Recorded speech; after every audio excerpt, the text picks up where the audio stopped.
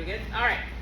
So I'm just going to try to give you the idea of what this challenge is all about. It's a little bit different than the challenges I've done in the past, just because my philosophy and everything, as I've done this, and now it's been, God, 11 years that I've been doing this, my philosophy from when I started to what it is today has changed, partly because I've gotten older, so then things have to change for me.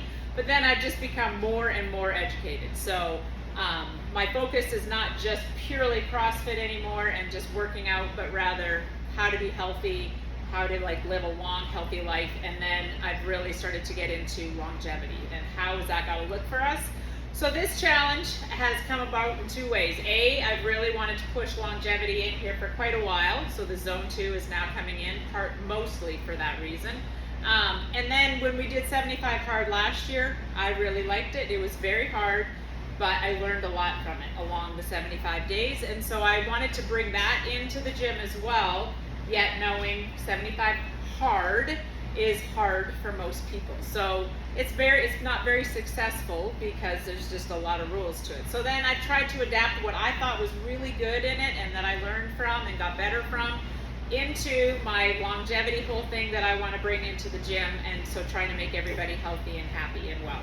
So I'm just going to go through the points. I am going to talk about why we have to do, or we should be doing what we're doing. I am going to talk about Zone 2 quite a bit because that is going to be a big part of it, and it has just really, a couple people asked me the other day, why Zone 2 now? What's changed? And it's just science changes, right?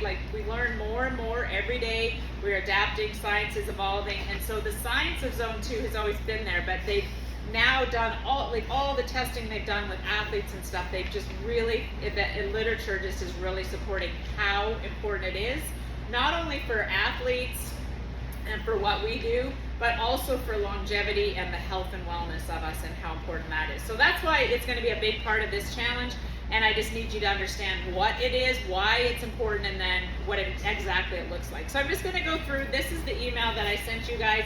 I'm going to go through it, and then as you can ask me questions or whatever if you have those questions. So you obviously know the dates. We're going to start on Tuesday, so after today you'll get a week to sort of put it all together. Hopefully I answer all your questions, and then you don't have to, you don't have to ask me anymore, but feel free to ask me whatever. I want you to be successful on this. We have a lot of people doing it, which is fantastic, but I usually have a lot of people doing things and then we trail off. So I'm really trying hard this time to be okay, we got to try to get the majority staying with it for 75 days. Why 75 days? So that is the one thing I learned in 75 hard. It's a long time. And so during the middle of it, when you're in the depths of it, you're oh my God, this is never going to end.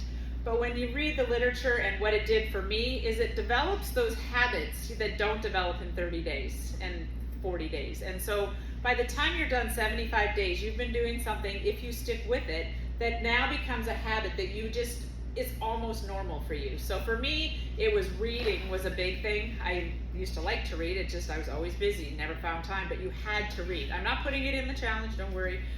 But it was just something that I still read with. So that was one thing I didn't add. So, but it's something that I left with and I stayed with. And the 75 days changed that for me. So it's 75 days so that we can hopefully attain what we're trying to learn and what those habits you're trying to get, okay? So that's why we're doing that. The challenge is going to run through SugarWOD, so as we do everything, so you'll get every day, just like we've been doing the challenges, the daily challenges with Mayhem. So you'll have it in the beginning, and it'll be there on day one and for 75 days. That's where you're going to track your points. One person, or a couple people asked me, how are we, oh, she's got my phone, darn.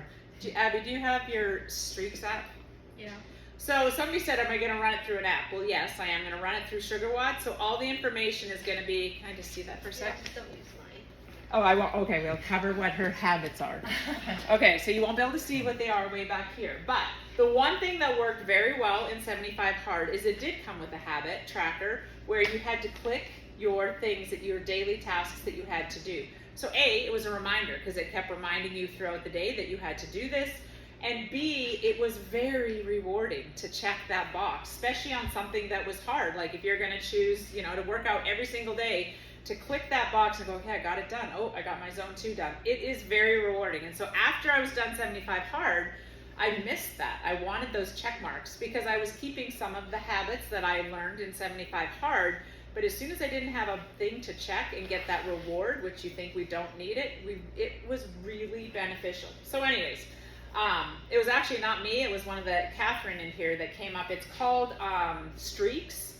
So it does cost money, yes, $5, but that's it. You don't pay, you just pay $5, you don't have to pay a monthly fee, but then you make these buttons. So I can't show you or tell you what her buttons are exactly. Give a couple examples, everyone's no alcohol. So like one is, no alcohol. We've all got that on our phone now. Take my vitamins, drink 100 ounces of water, 10,000 steps a day. So she has what she decides are hers, okay? And then when she's completed it, so that one's highlighted, she highlighted it and then she completed it. It gives you notifications, so it reminds you that you have to do certain things. So you can make these buttons anything you want, and there's pages of them. You can do a whole bunch of pages, you can keep adding as many tasks as you want. I wouldn't overwhelm yourself with tasks, I'd keep it very simple in the beginning. And then you can decide, okay, I'm gonna work out 7 days a week, that's what the challenge is asking me. You make it for 7 days. But if you're gonna do zone 2 as well, so mine has zone 2 on it, it's for 3 days. So then it knows that I need to do it 3 times in a week. So once I've completed it, it's like, congratulations, you got it. So anyways, it keeps track of stuff for you. That was very beneficial when I did 75 hard, and it was something I missed. So if you want, this is not anything to do with me. I'm not making any money on this, though I should call them and just say, hey. But it's all on you. So you just get it. It's called Streaks, and I would recommend you use it. You don't have to. It's not part of the challenge. You're not getting points for it, but it will be a way to track. You'll also be tracking inside Sugar WOD, obviously. The first day, what you need to do, so one of the tasks is that you have to pick something to get out of your way, right? So that can be anything that's getting in your way. So it could be alcohol. Man, I drink a glass of wine every night. I got to get that out of the way. I'm taking that out. So that can be your thing. I don't care what it is. You just have to put it in on day 1 so that I know it's there. So you put it in, so you have to own it. And if it's something, so I was like, okay, some people might not want to put it in. I don't know what your tasks are. You have to tell me. I just have to know it, okay? So you just have to show, it's just that accountability thing. Because if you're like, it's in your head and then you're like, well, maybe I'll make it this. That was too hard. I need it to be there so you have that accountability factor. So on day 1, just in your notes, so one of the tasks for the day to get your points will be, did I complete that? Did I not drink my glass of wine or whatever it's going to be? Yes, I get the point. Day 1, you're going to say my task or my thing that I'm getting out of my way is I am not going to drink any alcohol for 75 days. That is completely up to you. A couple people asked me if it could be something that they're trying to put in. You have to convince me of that one, but I'm willing to wiggle on that. It's just trying to get rid of something in your way or something that's like preventing you from being the best you can be, okay? So that has to go in day 1, just so I have it. Or, like I said, you can tell me. All right, so we'll go through a couple things, we'll go through it step by step. Work out for 30 minutes every day. That's pretty straightforward, right? 30 minutes. It can be anything. It should be in the gym like about 3 to 4 times a week. That's what I would like to see, but I get life, right? So if it's not in the gym, it can be outside. It does not have to be like 75 hard where one of them has to be outside. It can be inside, but you could, go play soccer. You could go for a run. You could go for a bike ride. As long as it's 30 minutes and, you got to say, is it activity? Like the one thing I said, it can't be golf. It can be if you're going to walk the course, but if you're going to cart it, no, it can't be golf. Sorry. So everything. What's that? Can I use a pole cart? As long as you're walking and you feel like you should I always tell people, ask yourself the question. If you're asking me permission and saying, does it count? If you think I'm going to say yes, then it's probably going to count. If you think I'm going to say no, probably it's not going to count. So be your own. I am not going to be the police out there going, oh my God, your heart rate wasn't up. So just know it's 30 minutes, okay? It can be mobility as well. So if you want to come in on Tuesday mornings, you get some mobility in because when you're working out every day, you got to give your body some love. Sundays will become a busy mobility because we're running a challenge now. So Sundays we have mobility. I'm also, I forgot to put that in the email, but what I'm going to try to do, and when I'll talk about that in zone 2, on Sundays, we'll have mobility, but if you want to come in and do zone 2 that day as well, you are and do that instead of mobility. I'm not going to be here for all day, but you could do mobility. You could do zone 2 instead of mobility. So I'm going to try to make the gym as accessible for people to come in and do their bike or whatever they're going to decide to do for zone 2. So we're going to talk about the Echo bikes that you could even come in during class if you wanted to. But on Sundays, I am in here, or actually Abby's in here. She does mobility on Sundays. And so if you want to ride the bike instead and not do mobility, that's fine. Or if you want to ride for 30 minutes and jump in for the last 30 minutes of mobility, you could do that as well, okay? Okay, so that's our workouts, and then we're going to go on to zone 2. So, a couple things with zone 2, and actually I forgot to talk about that. I need to talk about that. So before I go on to zone 2, this is sort of my why, and it hopefully is going to be your why. So this is based on this book. So Dr. Peter Attia is kind of my guru right now. He's sort of he is a longevity doctor. And so he wrote this book, so I've been following and listening to him on podcasts for a long time, and he's amazing. And so he just talks about exactly why longevity is important. So this book is fantastic if anybody wants to get it. But this chart is in his book, so this is his chart. And so the reason I got really excited about longevity and what we have to try to do in here is sort of explained in this chart. So up there is health span. So I'm going to get on this box. Okay. So up this line is your health span. So we start at 0, healthy. Let's just say we're 100% healthy. Lifespan is how long I'm going to live, right? So there's 2 different types of medicine that he talks about nowadays. There's a medicine 2.0, which is our current medicine system or current medical system, where we do not really focus on health and wellness. We go to the doctor when we're sick, and then the doctor gives us medication, and we go home with our medication without really a lot of effort into maybe we shouldn't be on this medication, maybe we should do something else so we're not on medication. So our system is illness driven, not health promotion. So it's a 2.0 system, meaning all we're doing is bandaging, and obviously it is not working.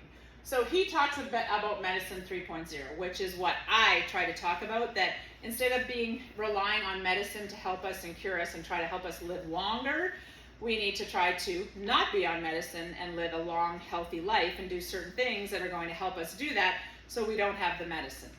So if you go by, and this is pure science, he is a science guy, so he's hard to sort of listen to and read if you're not a science person. So I love him, but it's all based in fact. So he is not just opinion and pulling stuff out. He won't say anything unless he can put it into facts. So just know that this is not just me going, yeah, this is what I think it is. It's really based in science for him, okay? So health span is how long we're going to live, or lifespan. Health span is how are we going to live. So for me, or for him, it's you want a long health span, not necessarily a long lifespan. And we are living a long lifespan, most of us. So we start at 100%. By the time we're 50 to 60 years old, so that's a lot of us in this gym, right? We are down to 50%. We're starting to do the decline into medicine 2.0. So we're healthy until we're about 50 or 60, and I can attain for that things start to change when we're 50 and 60. And I've said it for a while that, all those things that we've been doing all along and we think it's just fine and we don't have high blood pressure, all of a sudden one day we have high blood pressure, and it's usually in the 50s and 60s, and unfortunately I'm seeing that in the gym with people in here, right? All of a sudden they've got cholesterol problems, they've got blood pressure problems, they're getting put on medications, they're asking about pre-diabetes, all that kind of stuff. It's popping up. By the time, so this is medicine 2.0, this line right here, this is medicine 3.0. So according to him and the data, if you live a long, healthy life, and you live a healthy life to get you to that long life, you're going to be the medicine 3.0 people. And that's what my goal of this challenge is, and how I run my gym. I want to be, and I hope you want to be, the person that lives till I'm 90, and then those people tend to fall off a cliff and have a heart attack or whatever it is and die. That's what I want. I want to fall off a cliff at 90 and die. I do not want the long, slow death, but most of us will go medicine 2.0, and it's from 50 to 60 to like 80-ish. We live the slow death, and they call it the 20-year death. So you just have this slow death where this is where it starts to get where you get medicine. So you're getting like into the 70s, and you're all the surgeries and the medicine and everything. They prolong your life, but there's the quality of your life. So you do get a prolonged life with what they do for you in the hospitals, but you're down here, you're not up here. So your capacity is like down at 20% capacity of what you used to be. That is not what I want to be. So I don't want to live till I'm 90 if I'm going to live the slow death from 70 to 90. I want this here, or else like a car's going to hit me somewhere then. So my goal for me and for you guys is to not have this. Now, the question is, and that's why I'm doing what I'm doing, most of us, everybody in here would be like, no. Like if I said, what do you want your 80-year-old life to be? You would be like, oh yeah, I'm gonna like travel, and I'm gonna look after my grandkids, and I'm gonna like hike, do all this stuff when I retire. And yet the reality is, 80% of us never do that. 80% of us, even higher, are this. We don't do that. So none of us would say, oh yeah, I want diabetes when I'm 70, and I prefer to just sit in a chair and watch TV all day, and I'm not getting on the floor with my grandkids. None of us would say that. We would all say we're gonna do that. And yet, the only way we get to do this is if we do this. So the consequences are 80 to 90% of the people are living this life. So that's including us. To say it's not going to be us that's just simply wrong. None of those people chose it. None of those people chose to have diabetes, but nobody told them what they had to do in the first place. So I'm trying to tell people what they have to do in the first place. Okay, so that's my little spiel. And we're going to talk, the longevity sessions are going to talk about that. And they're going to be based on this book, so that hopefully I can give you the education. So the challenge is giving you all the stuff to do. The sessions are going to give you the education, and then it's going to be up to you, okay? All right, zone 2. So zone 2 is where I'm going to spend a little bit more time, and then we'll quickly go through the rest. Zone 2, so you have to do 3 of those a week, 30 minutes. Ideally, though, it is recommended, so I'm even on the short side of that, it is recommended that you should be doing at least 4 hours of zone 2 a week. So if you do 3 times 30 minutes, that's an hour and a half. You can do longer than 30 minutes if you want. I'm just trying to make it realistic for people. If you've not done this before, that's probably going to be challenging. But as you get better at it, if you want to be on the bike for an hour, be on the bike for an hour. If you want to be doing whatever you're doing, do it for an hour. If you want to do it 4 times a week or 5 times a week for a half an hour and work your way to that, you can do zone 2 every day if you want to do it. Just make it at least 30 minutes, okay? On the challenge, you're going to get 3 total points for it, so you don't get to do it every day and add all the points. So the total amount of points you can get for exercising is 10. So you'll get 7. If you work out every day, you get 7 points. And then if you do your zone 2 extra on top of all that, you would get 10. So that's the most points you can get. If you decide I'm going to work out 4 days a week in the gym and I'm going to do 3 zone 2s, that's fine. You get 7 points, okay? In the same day, you can work out, get a point, and you can do zone 2 and you can get a point, okay? You can't do zone 2, or you can even do zone 2 and count it as a workout, but it can't be both. So you can't do a zone 2 and get 2 points for that. So some people have asked me that. So you don't get to bank that. So if you're going to do zone 2, you can count it as a workout, you can count it as zone 2. It doesn't matter to me, but you can't double it, okay? So that's all you can do there. So what does zone 2 look like and why do we do it? So just a couple of things that zone 2 does for us, or the reason we're going to do it. So it is going to improve our VO2 capacity, and I haven't even done it very rigorously. The little bit that I've done has made a difference, like a huge difference. I can't honestly believe it. So that's why I'm just like, okay, we got to start doing some work on this. So it will improve your VO2 capacity. In order to live a long, healthy life, longevity is based on VO2 max. So if you want to be able to go on a plane, hike up a mountain, look after your grandkids, climb stairs, you have to have capacity to do it. You can be strong, but if you don't have capacity in your lungs, you can't do it anyways. So it's not just strength training, you have to have that capacity to do it. So zone 2 is the best way to improve that, along with, we still have to do all the high intensity stuff, but it's a really, really good way to improve your VO2 max, okay? The other thing that it does is it's a fat burning. So a lot of people in here are gonna do this challenge to lose weight, which is great, fantastic. And VO2, or the zone 2 is the best way, hands down, to lose weight, because you're in the fat burning zone. So when you're at that zone 2 capacity for heart rate, that is when you burn fat. So you're using fat as fuel in zone 2.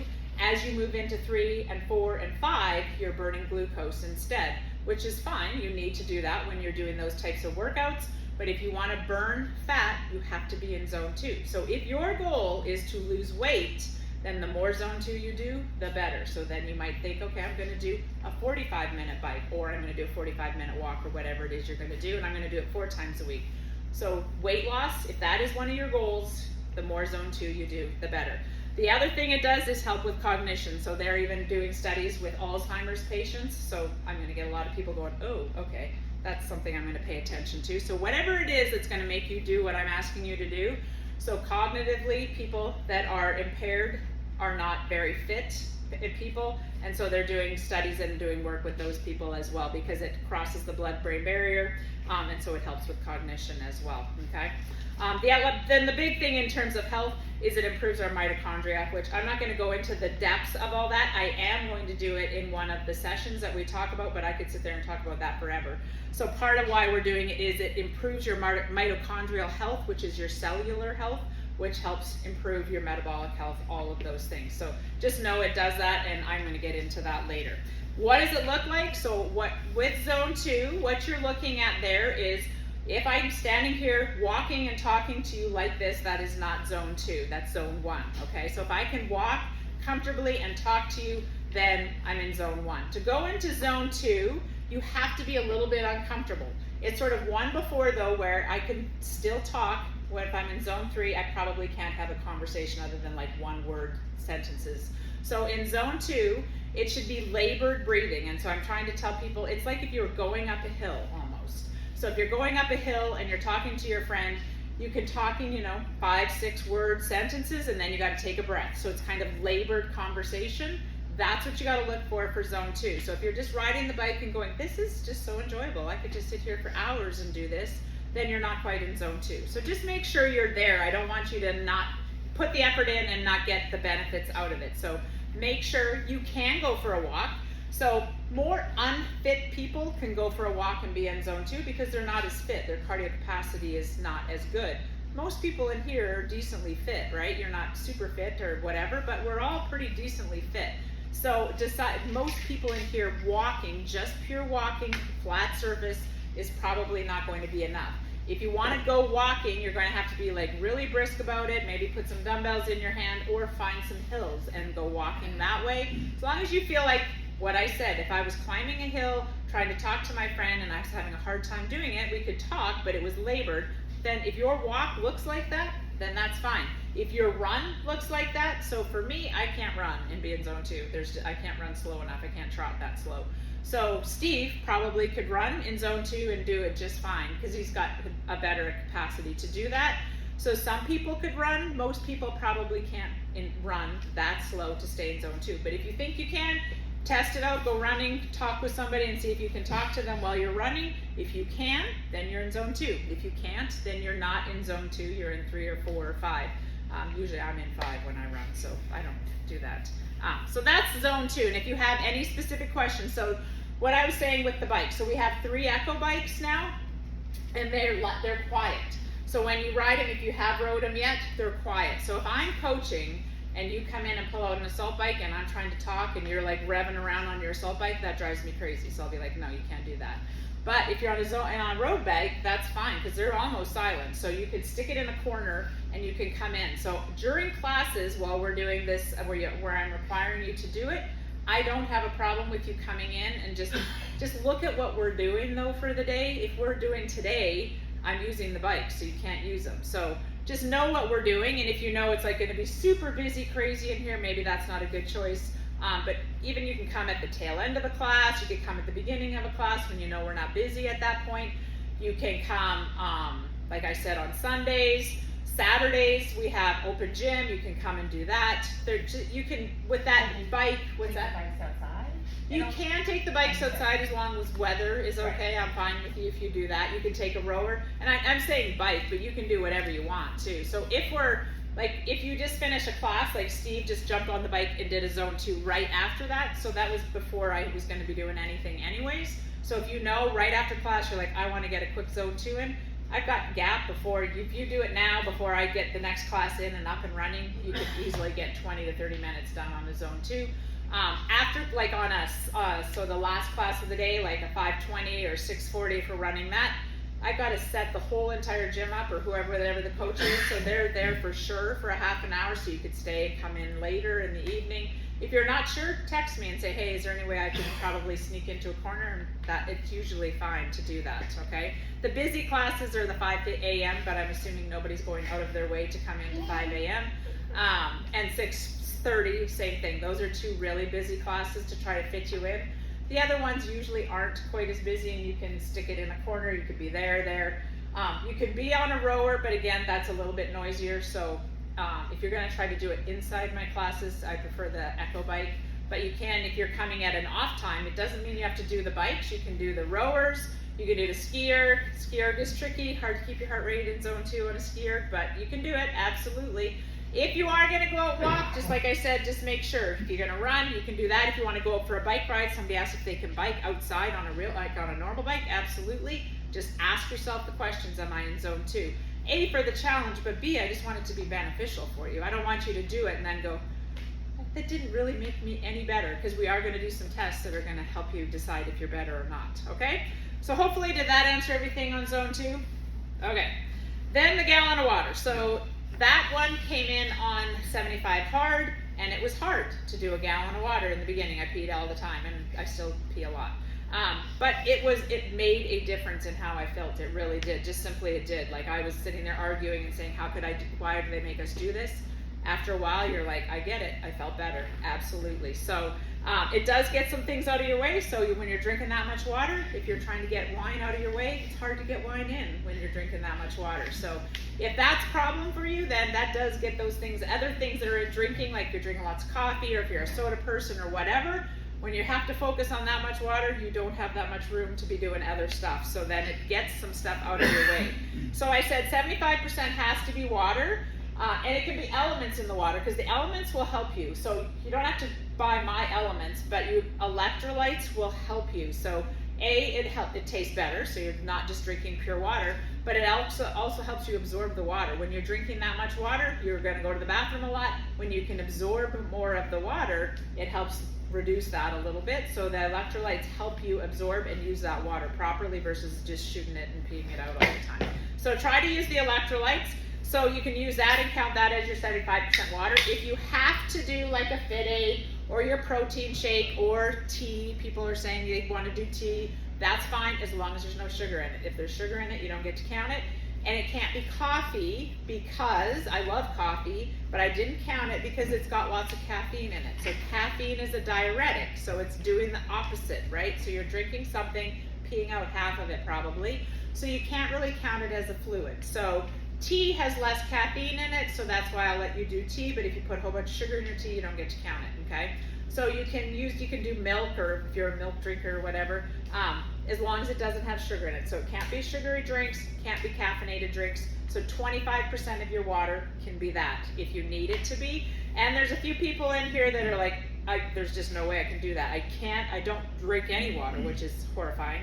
But if you don't drink a lot of water, I will meet you, like, just talk to me. And so I've already talked to this person, like, all right, if you're going to try to drink more water, we'll meet you halfway a little bit, and we'll start slow. I'll say, okay, it doesn't have to be 128. We're going to aim for, like, half your body weight or something like that. So if you feel like 128 is just off the table and it's your deciding factor for doing the challenge, then please talk to me and I'll meet you halfway on that, and we'll figure that out, okay? All right, protein is the other thing people have been talking about. How am I ever going to get that much protein? The reason it's in there is it's just simply because you have to have it, especially. So the people that are 40 to 50 years old and older have to have the protein, because your body is wasting protein now, right? So as we get older, we start to waste protein, and so we're fighting a fight every single day to keep our protein. So the only way to do that is to eat it and to exercise. So exercise helps build muscle mass.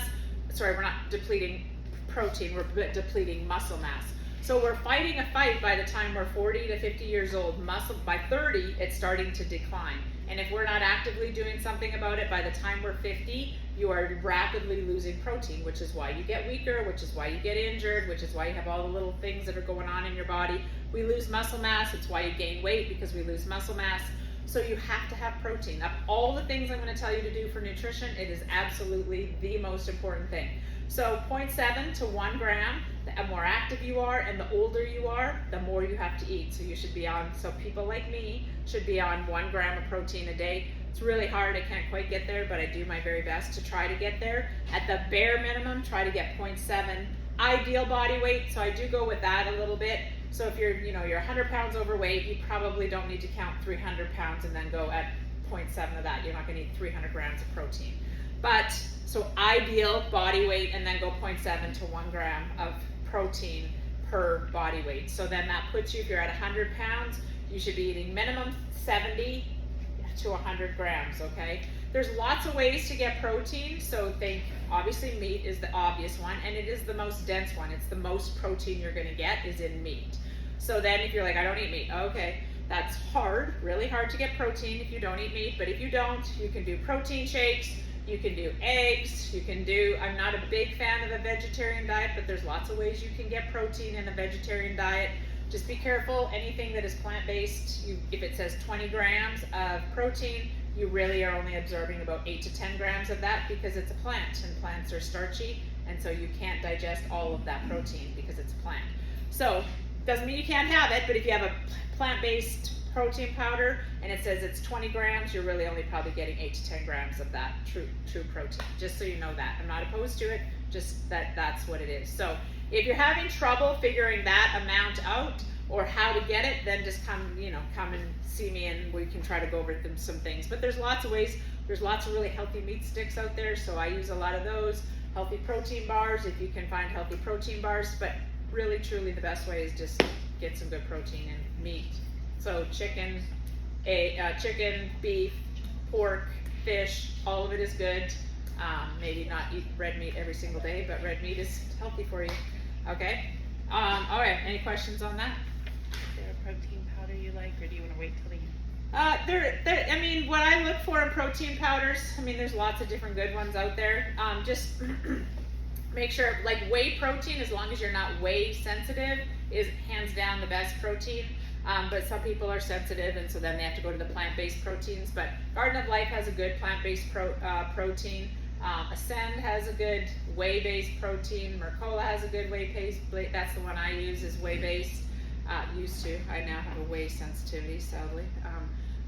But there's lots of good ones. Just look for ones that don't have a whole bunch of junk in them, and that, and not a lot of sugar, right? You just want the protein. There's going to be a little bit of carbohydrates in them, but you don't want it to come with sugar, obviously. Okay, so then we're going to go with the healthy diet. So that one's going to be a little bit hard for people. I'm not going to tell you what to do. Every other challenge, I'm like, you can't have this, you can't have this, you can't have this. I'm not going to tell you that other than the protein. So the protein is going to have its own special spot because it's just that important. The diet itself is supposed to be clean eating. So then clean eating is clean food. So not processed food, not food that comes in a box. It's meat, it's vegetables, it's fruit, it's nuts and seeds, it's starches like potatoes. And if you're a grain person, I'm fine with it. Rice, you can eat like healthy breads as long as it's healthy grains. I'm not going to take grains off the table. I've done challenges where I have said no grains or no gluten or anything like that. But think it's got to be clean, healthy food. So stuff that you buy on the outside of the supermarket, that's what you're looking for. The more vegetables, the better. Lots of protein, a little bit of fruit. Don't eat a ton of fruit. It just has a lot of sugar in it.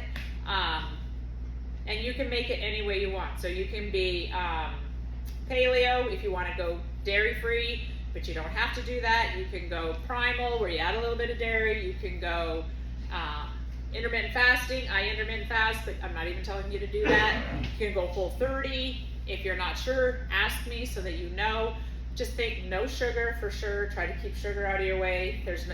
You can't eat clean with sugar, so no processed sugar. Just try to keep it clean, okay? And if you have a terrible diet, like you're like, oh my God, there's no way, that's a no-go for me then just start to clean up your diet. Like just start to make some changes in your diet.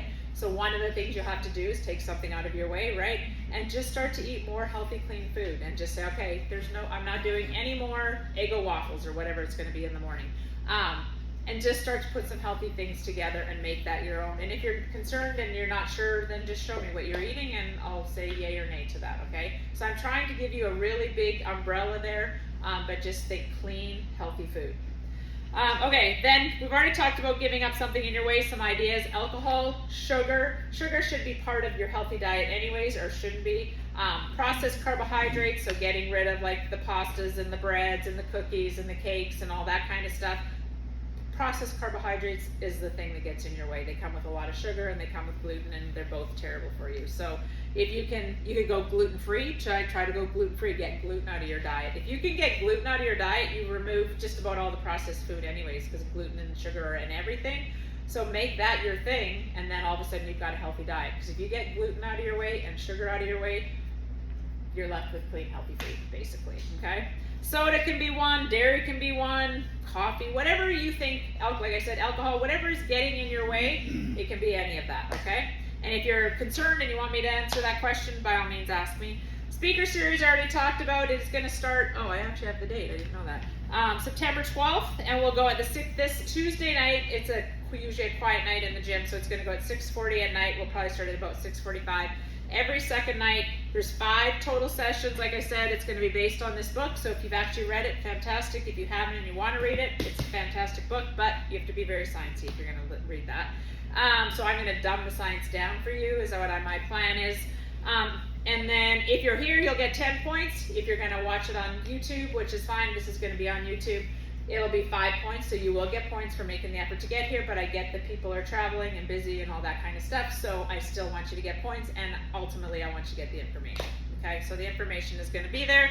The InBody scans, I've talked about that ad nauseum in the gym, so if you have any other questions about that, you can ask me later. The benchmark WODs. So we are doing 3 benchmark WODs next week. I couldn't quite get them in this week because I'd already planned my week and it was too much to do. So we're going to probably do, I'm not quite sure on time, but we're going to test out our Zone 2, what the Zone 2 is going to do for us. So we're going to do an 8-minute bike test.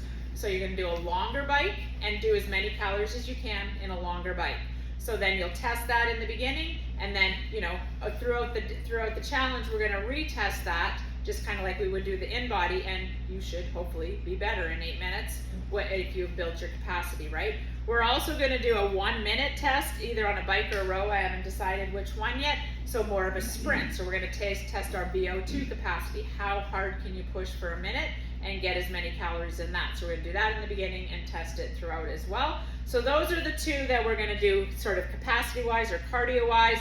And then we're also going to do a benchmark WOD Cindy, which is one of the girl WODs, AMRAP of 20 minutes, 5 push-ups, 10 pull-ups, 5 pull-ups, 10 push-ups, 15 squats. So it's a benchmark WOD, and it's a pretty simple WOD to repeat and see your improvement with. So we're going to do that as well. So those will be 3 WODs that'll happen next week. Again, those aren't for points, okay? But it's just a way for you to help see your improvement. So if you can't be in the gym and you're traveling, don't freak out, it'll be fine. And if you want to come back the next week and go, hey, I didn't get that, those are all pretty easy, that you could just come on a Saturday or come at the end of class and do something like that. So I've tried to make them easy for you to do, or you could do them on the road somewhere, then you wouldn't probably have these bikes. So they're not for points, they are for your benefit, just like the InBody. It will test, it'll decide, it'll show if you're getting better. It will help, there's going to be prizes. There's going to be one prize for sort of most improved, or the person that's trying to make the biggest changes in their life and how hard they're working at it. So things like seeing an InBody result or seeing what you're doing there would be beneficial. Just for me to see that doesn't mean you have to do it though, okay? So that's your benchmark WODs. Those are going to happen next week as we start the challenge. And then the cost, it's $40, cash or Venmo or Apple Pay. Just don't checks. I don't want to cash checks because it's a pain. So anyway, any other way you want to, you can pay me. So that I do need that before we start, because I just don't want to hound people for money all day long. So if you can try to get it to me like by Friday, that would be great. So I'm not bugging people for money. And then just how many people, that's why I didn't say the prizes. It just determines how many people I have and how much money I'm going to have and all that kind of stuff. So Apple Pay, if you do that, Venmo or cash, doesn't matter to me how you do that. And I think that's it. Questions? No. Whoa. Means I talk way too much. Okay. My question's about food and the clean eating thing. So I know it's on everyone's honor system. Yeah. So if you're a person who, let's say, eats clean except for, I like to eat, not someone else in my house, eats bread. Let's say bread. So the day, let's just say, we'll talk about Joe.